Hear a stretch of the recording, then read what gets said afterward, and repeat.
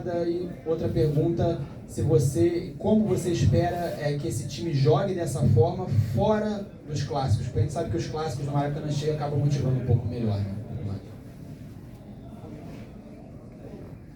Olha, em relação às oportunidades, né? A gente sempre trabalha e tem buscado procurar soluções e alternativas para criar bastante. Esse é a nossa meta e claro que a gente precisa ser mais efetivo, a gente conversou sobre isso também, o quanto a gente tinha conseguido criar de oportunidade contra o Fluminense e a gente não tinha conseguido ser efetivo. E que era importante nesse jogo a gente conseguir essa eficiência, a gente aproveitar melhor as oportunidades. É sempre um tema complicado essa questão da eficiência e é importante também que o torcedor entenda o momento da temporada, né? Se eu não me engano, para nós o campeonato começou em 14 de janeiro e a gente está no dia 16, estou falando aí de 30 dias, e a gente já tem quase 10 jogos aí, independente da equipe que ficou aqui ou que foi, já tem quase 10 jogos, então a gente tem tido pouco tempo para treinar algumas situações, dentre elas essas questões técnicas, que são uma questão que você precisa treinar constantemente e esperar, porque o resultado não vem de imediato, você precisa seguir. Então, como a gente tem tido um intervalo muito curto entre os jogos, a gente tem focado quase que exclusivamente nos trabalhos táticos, de movimentação, até porque cada adversário tem uma maneira de atuar, mudam-se os espaços, mudam-se às vezes a maneira de atacar, muda-se a maneira de defender, como a gente mudou contra o Fluminense. Então, a gente, pelo tempo que tem tentado focar mais nessa área. Eu acho que à medida que a gente possa ter mais semanas abertas, intensificar os trabalhos de finalização e técnicos, a gente vai desenvolver, vai melhorar os jogadores, eles também com confiança tendem a ter um aproveitamento melhor. A segundo ponto era? Sobre jogar bem fora dos clássicos, fora desses grandes momentos. Sim, eu acho que a gente vem fazendo boas partidas, a gente fez uma boa partida contra o Nova Iguaçu, fez contra o Resende. Eu acho que talvez o Volta Redonda foi uma partida um pouco fora da curva, mas a gente também criou boas oportunidades, teve um pênalti perdido. Eu acho que a gente vem tentando construir, vem construindo uma identidade. Ser uma equipe que procura atacar o adversário, que procura ser bastante intensa, bastante agressiva. Às vezes a gente muda o formato ou a estrutura, mas não muda a ideia inicial de pressionar, de tirar o espaço, e de quando tiver a bola, buscar o gol. Claro que o adversário muitas vezes condiciona, às vezes tem que trabalhar um pouco mais para movimentar eles, para criar mais espaço, em outros momentos você consegue ser mais direto, mas a ideia geral a gente tem mantido e eu estou satisfeito até o momento. Barbieri, aqui Bruno Marinho do Globo, tudo bem? Barbieri, eu queria te fazer duas perguntas. A primeira em relação a o que esses clássicos mostram a você em relação ao elenco do Vasco, né? O time já me parece já ter uma formação ali mais ou menos pronta, uma maneira de jogar, mas em termos de peças, o que esses clássicos disseram para você em relação ao elenco do Vasco? E a respeito do Orelhano, né, que é um jogador que está tido uma dificuldade para ter uma sequência de jogos, mesmo que seja no banco de reservas, né? O que tem acontecido com o jogador que tem tido tantos problemas físicos nesse começo de temporada? Olha, em relação ao elenco, né? Muitas vezes a gente não tem falado mais sobre isso. Isso não quer dizer que a gente ignore os pontos onde a gente entende que tem que melhorar. A gente continua nessa busca. A gente continua buscando peças que possam vir ajudar, que possam vir a fortalecer ainda mais o elenco. Essa busca é constante e tem sempre uma troca muito boa entre a direção, o que eu acho que fica de positivo nesses clássicos é que, em função de algumas circunstâncias, a gente precisou usar os garotos e eles deram uma resposta mais do que positiva. Então eu acho que esse é o maior saldo de todos. Contra o Fluminense a gente entrou com um meio campo jovem, extremamente jovem, ainda pouco experimentado, eles deram uma resposta positiva. Hoje de novo, outra resposta positiva, e isso deixa a gente feliz porque eu entendo e é normal que a gente fale muito do resultado, né, como o trabalho do treinador, mas o trabalho do treinador não se resume apenas ao resultado. Desenvolver os jovens também é parte do trabalho do treinador, e eu acho que os jovens que entraram mostraram potencial, têm demonstrado crescimento, são soluções que a gente ganha para o restante da temporada, sem de fato esquecer, como eu falei anteriormente, que a gente segue na busca de fortalecer ainda mais esse elenco. Sobre o Orelhano. O Orejano. O Orejano eu acho que é mais um processo de adaptação que a gente está enfrentando com ele ali, tem uma dificuldade da língua, ele é um menino muito introvertido. Então, eu acho que em algum momento ele estava sentindo algum incômodo e não quis falar, e a gente continuou trabalhando. Depois, quando ele falou, a gente tentou ajustar isso, e a gente não estava conseguindo dar sequência para ele. Ele entrou, no último jogo entrou bem, mas depois do jogo ele voltou a relatar um incômodo.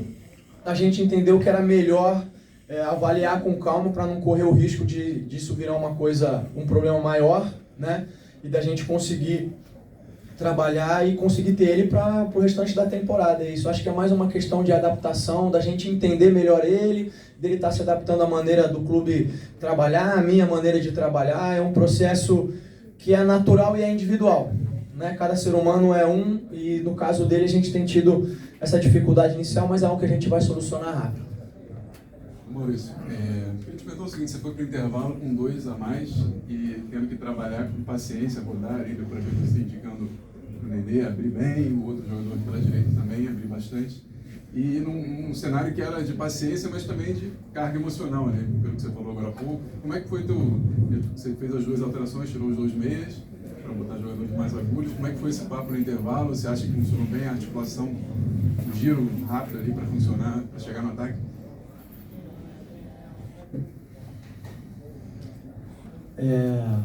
A tendência é todo mundo achar que você com 2 a mais, né, a coisa mais natural, né? E por não ser uma situação corriqueira, por não ser uma situação que a gente se depara muitas vezes, são raras as vezes em que isso acontece, para o treinador acaba sendo um desafio interpretar o que o adversário vai fazer, o que nós podemos fazer, né?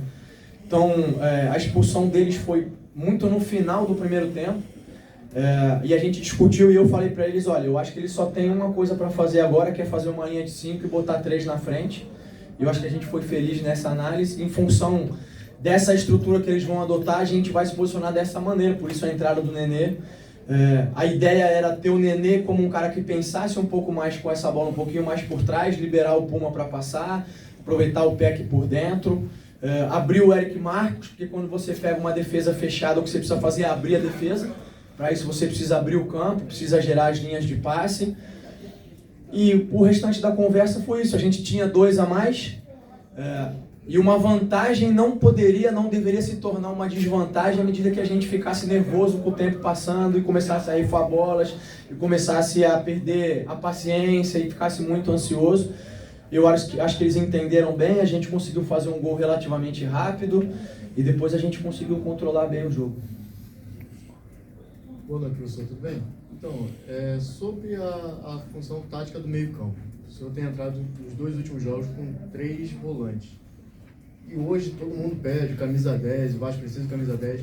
Você vê hoje o meio-campo, sem perder a efetividade no ataque, vê com os 3 volantes mesmo assim, ou acha que tem que ter ainda o camisa 10?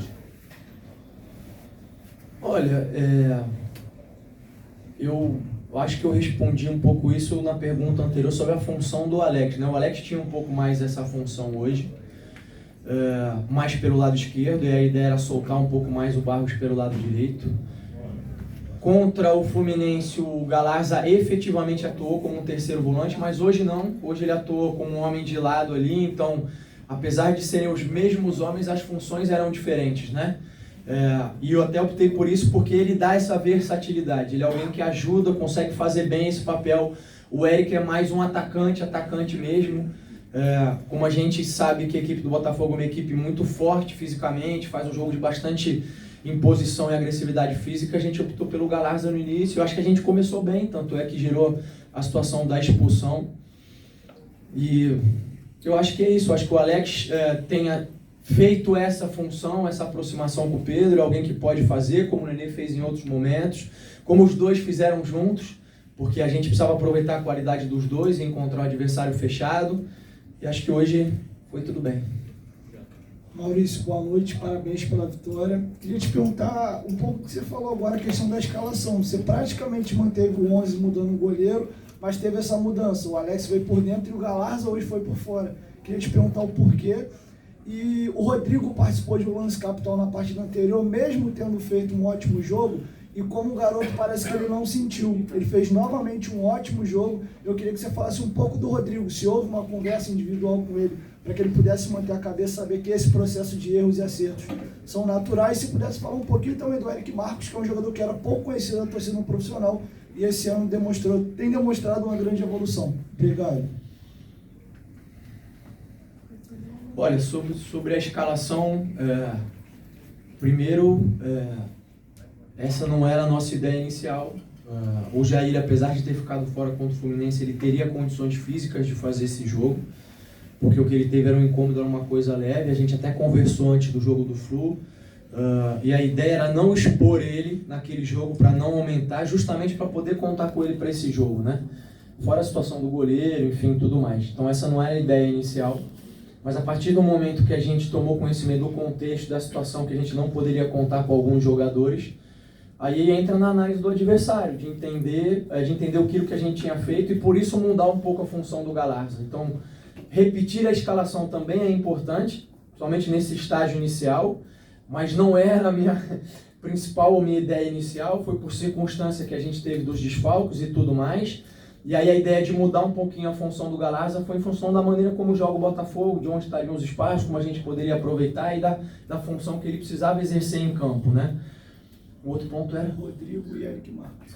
O Rodrigo realmente, num lance de infelicidade, né, que ele teve no último lance lá, eu nem precisei conversar muito com ele, porque ele foi muito abraçado no último jogo, no vestiário, todo mundo dando força para ele. Infelizmente aconteceu, foi uma infelicidade, e ele demonstrou muita personalidade, muito caráter, não se abateu, treinou bem, vem jogando bem nessa função, tem me agradado, então não tive dúvida nenhuma sobre a escalação dele. Fico feliz que ele tenha feito mais um bom jogo. E sobre o Eric, é um fato curioso, a partir do momento em que eu comecei a conversar com o Vasco, eu procurei conhecer o elenco do Vasco e procurei conhecer os meninos que faziam parte do clube, e o Eric foi um dos meninos que chamou a minha atenção de forma extraordinária, pela capacidade que ele tem de 1 contra 1, de finalização, de desequilíbrio. Tanto é que desde a minha chegada, desde o meu primeiro momento, eu falei, eu quero o Eric trabalhando aqui. Se o Eric vai permanecer aqui ou não, depende dele. Mas eu bati o pé, queria muito o Eric aqui, e eu acho que ele vem se desenvolvendo. Ele ainda não está conseguindo jogar tão solto como ele treina. No treino ele faz coisas fantásticas, se destaca, a gente conversou muito, é um menino de cabeça muito boa, então estou muito feliz de poder contar com ele. Tenho certeza que a torcida vai conhecer bastante ele daqui para frente. Aqui, só à direita, Barbieri. Eu queria que você falasse um pouco do Pedro Raul, né? Fez 2 gols contra o Resende e fez outro gol, mas a gente sente que ele tem perdido uns gols que geralmente ele não perde. O que você tem sentido dele? O que você tem conversado com o Pedro Raul? O que você passa para o torcedor do Vasco em termos de talvez pedir um pouquinho mais de paciência com esse grande artilheiro? Porque estão cobrando o Raul do Goiás do ano passado, né? Não, entendo. Eu acho que a torcida tem que ter um pouco de paciência. Ele vem fazendo os gols, vai perder, é do ofício do atacante, infelizmente. É o homem que todo mundo tem uma expectativa muito grande que ele faça todos os gols, nem sempre ele vai conseguir. E ele é um jogador que se cobra bastante. Em jogos em que ele não fez gol ou situações em que ele teve a oportunidade, ele fica chateado, fica frustrado, mas é um jogador que já tem uma maturidade, sabe que as coisas vêm com o tempo, e é uma referência para nós. É um jogador que sempre quer jogar todos os minutos, sempre quer treinar, sempre quer fazer complemento, sempre quer buscar mais. Peço para a torcida apoiar. Aliás, eu falei isso na minha chegada, a torcida do Vasco é uma torcida fantástica, é uma torcida que ajudou demais o Vasco na temporada passada, e é uma torcida que tem tudo para ajudar demais nessa temporada. Eu falei isso para os jogadores, não tenho receio de falar para fora, vai ser uma temporada difícil, vai ser uma temporada com muitos desafios, né? Eu faço um paralelo em que a gente não está caminhando na Vieira Solto, onde a calçada é linda e não tem buraco. A gente ainda está na Avenida Brasil, tem buraco pra caramba, tem obra, tem trânsito, tem blitz, espero que não tenha assalto, Mas o nosso caminho é um caminho difícil, é um caminho árduo e a gente precisa do apoio do torcedor, porque quando ele faz a festa fantástica que ele fez no jogo passado e que ele fez hoje, o Vasco é cada vez mais forte, que ele continue apoiando a gente, que ele apoie o Pedro Raul, porque apesar da temporada desafiadora, vai ser uma grande temporada. Barberi, boa noite, parabéns pela vitória. Mas o que representa essa vitória, em seguida de uma derrota de um clássico, veio outro clássico e conseguiu a vitória? Dá uma tranquilidade por a sequência do trabalho, ou não, independente do resultado, o seu trabalho seguiria da mesma forma? Eu acho que as duas coisas, é claro que dá uma tranquilidade, tira um peso e uma pressão enorme de todos nós, pelo histórico que existia, pelo fato de a gente não ter conseguido ganhar o último clássico, mas ao mesmo tempo isso não altera o nosso planejamento, independente do resultado. Eu acho que na última partida, mesmo a gente não conseguindo a vitória, ficou para nós a sensação de que a gente estava no caminho certo, e eu acho que o resultado de hoje reforça essa posição, de que a gente está no caminho certo, de que o Vasco ainda não é uma equipe pronta, não é uma equipe consolidada, mas que está na direção e está na trilha certa para se tornar isso. No tempo eu não sei dizer quando, mas a gente quer que seja o mais rápido possível.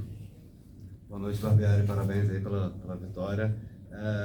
Queria que primeiro você falasse como que, você já falou sobre o Eric, que foi um jogador que você quis trabalhar, como que foi a questão do Barros também, que era um jogador, talvez não fosse tão badalado na base, né, e apareceu aí já bem no time titular, em 2 clássicos, acho que teve uma boa atuação. E também que você desse uma projeção, um boletim médico, assim, já o Vasco jogou muito desfalcado, já uma expectativa de contar com o Marlon, com o Figueiredo, alguns jogadores importantes aí, já para o próximo jogo da Copa do Brasil ou do Campeonato Carioca? Em relação ao Barros, e não só ele, né? A gente tem, nesse momento, tentado trazer todos os meninos que a gente entende que tem um destaque para observar, para olhar. Vocês podem ver que a gente tem até alternado entre aqueles que vêm para os jogos, isso tem sido, né, mérito deles. Então, o GB teve oportunidade de entrar, o Raí foi para o banco na outra, o Paulinho tem frequentado o banco, tem jogado um pouco menos. Mas a gente tem procurado olhar para aquilo que tem, e o Vasco tem uma base muito boa. O Barros veio nesse processo. Enquanto a equipe estava jogando a Copa São Paulo, a gente procurou assistir os jogos. Converso muito com o Abel, com o Emílio, foram 2 pessoas que acompanharam mais de perto. E o Barros veio nesse processo de treinar com a gente, da gente observar, se destacou. E eu até falei isso para eles ontem. Talvez se não fosse a situação do Jair, talvez ele não tivesse tido uma oportunidade tão rápido. Então, o Papai do Céu ajudou ele, mas tem o mérito dele, porque ele entrou e deu conta do recado. Acho que a gente fica muito feliz com esse desempenho, e tem outros garotos que a gente está observando que eu acho que vão ser peças muito importantes no futuro do Vasco. Em relação à volta dos jogadores, como eu disse, o Jair já estaria apto para hoje, então é um jogador que a gente já conta. O Figueiredo, até pelo tipo da lesão, está num processo mais final. Eu espero que possa contar com ele na semana que vem. Eu acho que o Marlon vai demorar um pouco mais. O Robson depende da evolução dele, acho que um pouco mais também, segundo eu tenho conversado com o departamento médico. E o Orejano, sem dúvida, a gente detectou uma lesão agora, vai demorar um pouquinho mais também. Mas eu acho que pelo menos essas 2 voltas a gente tem mais rápido aí, além da situação do Capasso, que chegou agora, ainda não treinou, mas a ideia é que ele possa começar a treinar comigo nos próximos dias, e a gente vai incorporando aí esse elenco. Maurício, queria que você falasse um pouquinho primeiro sobre a questão do lance polêmico do jogo, que foi aquele pênalti, que depois desmarcado, teve expulsão do Rafael. E se você pudesse também falar um pouquinho sobre a questão dos goleiros, né? Embora o Raul tenha tido uma boa atuação, o Vasco não pôde contar com 3 de seus goleiros, que você falasse um pouquinho sobre essas 2 situações aí. Olha, eu vou começar pelo final, né? Pela situação dos goleiros. Vocês acompanharam aí a questão do regulamento. Eu, sinceramente, não entendo. Até brinquei com o Brax antes da gente entrar em campo. Estava o doutor perto e eu falei, olha, eu vou escalar o Marlos e o Figueiredo, porque na terceira rodada eles não estavam machucados, né? Então eu podia escalar eles. Mas foi uma situação, enfim, que a gente teve que enfrentar, e o House entrou, foi bem, gostei da atuação dele, são opções que a gente vai ganhando, né? E o outro ponto era?